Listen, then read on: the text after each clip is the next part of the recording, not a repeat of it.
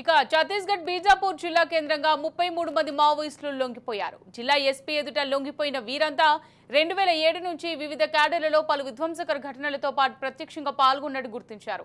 లోక్సభ ఎన్నికల వేళ ఇటీవల వరుసగా పోలీసులు మావోయిస్టుల మధ్య కాల్పుల్లో సుమారు 100 మంది మావోల వరకు హతమయ్యారు. లొంగిపోయిన వారిలో ముగ్గురుపై 5 లక్షల రివార్డు కూడా ఉన్నట్టు బీజాపూర్ ఎస్పీ జితేంద్ర యాదవ్ తెలిపారు. जो करते हैं वो आईडी ब्लास्ट और जो रोड काटने का काम हो गया या रोड में बम विस्फोट करना, इस तरह से कामों में ये इन्वॉल्व होते हैं। तो कई सारी घटनाएं हैं जो आपको पीडीएफ में आपको मिल जाएगा।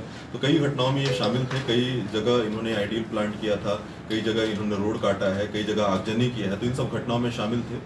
तो धीरे धीरे और भी इनके बारे में और हम लोग पूछताछ करेंगे तो और कुछ पता चलेगा कि किन घटनाओं में शामिल। ఇక ఛత్తీస్గఢ్ బీజాపూర్ జిల్లా కేంద్రంగా 33 మంది మావోయిస్టులు లొంగిపోయారు. జిల్లా ఎస్పీ ఎదుట లొంగిపోయిన వీరంతా 2007 నుంచి కూడా వివిధ క్యాడర్లలో